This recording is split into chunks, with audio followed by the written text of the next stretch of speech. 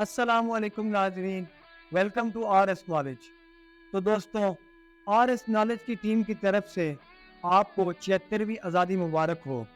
امید ہے آپ بھی جوش و خروش سے آزادی منا رہے ہوں گے۔ پاکستان کے ناظرین، کبھی سوچا ہے پاکستان کیوں بنا؟ آخر اتنی کیا ضرورت تھی قائد اعظم محمد علی جناح کو پاکستان بنانے کی؟ اور پاکستان بننے میں کس کا کتنا کردار تھا؟ اور آج پاکستان کس حال میں ہے؟ تو جانیں گے اس ویڈیو میں۔ آپ دیکھ رہے ہیں آر ایس نالج، میں ہوں آج آپ کا ہوسٹ عبدالرحیم۔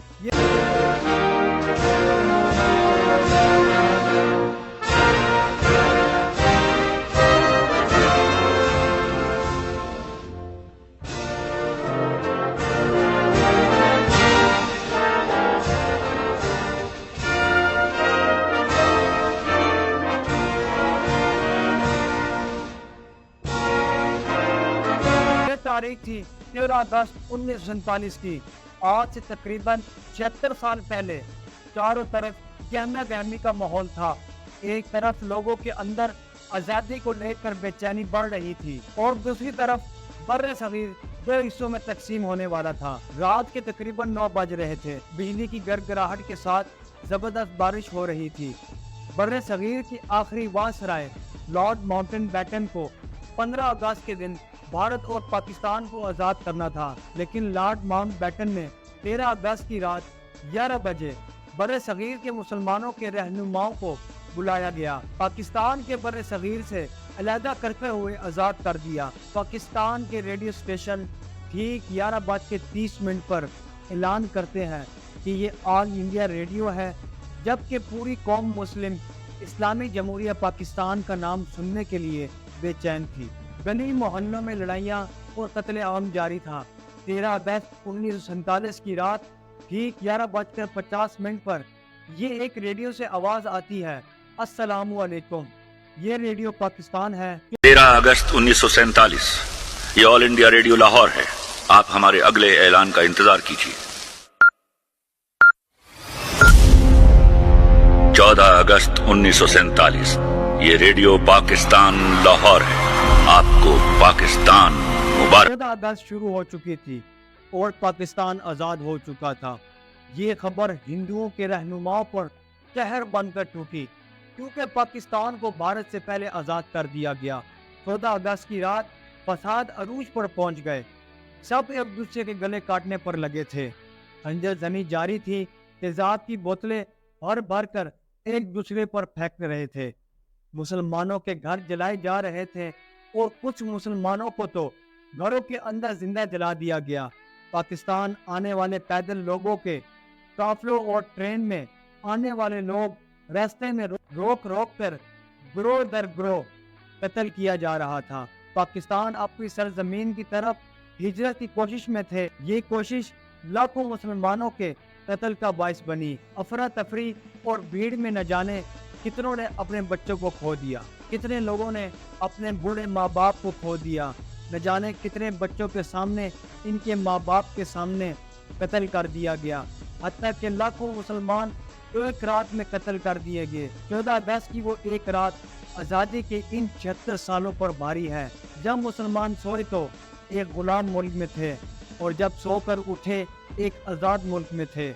جب لاکھوں مسلمانوں نے ایک رات کے بدلے اپنی جانوں کے نذرانے پیش کیے، اور وہ ملک تھا اسلامی جمہوریہ پاکستان۔ 14 اگست کی صبح ریڈیو پاکستان پر پاکستان کی عبوری دھن پاکستان کی فضا میں لہرانے لگی۔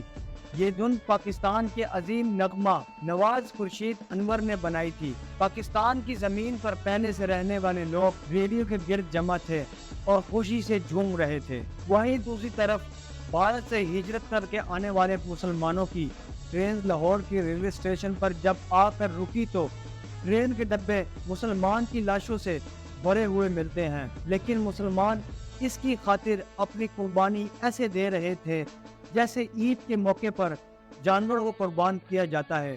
14 اگست کے دن ہر سرکاری عمارت پاکستان کا وہ جھنڈا دیکھنے لگا جسے ہم برسوں سے دیکھنا چاہتے تھے۔ بر صغیر کی تقسیم دنیا کی سب سے بڑی تقسیم تھی، اور بھارتی رہنما کسی صورت میں بھی پاکستان کو بڑے صغیر سے الگ نہیں ہونے دینا چاہتے تھے۔ یہ چاہتے تھے کہ ہندوستان قائم رہے، یا ہندوؤں کی حکومت ہو اور یہاں کرتے دھرتے صرف ہندو ہو۔ لیکن مسلمانوں کے رہنماؤں نے برٹش سرکار کو اتنا مجبور کر دیا، لیکن ان کے پاس پاکستان کو آزاد کرنے کے سوا کوئی چارہ نہ بچا۔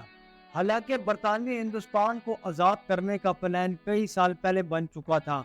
13 اگست کی رات پاکستان کو آزاد کرنے کے ٹھیک ایک دن بعد 14 اگست کی رات بھارت کو بھی آزاد کر دیا گیا۔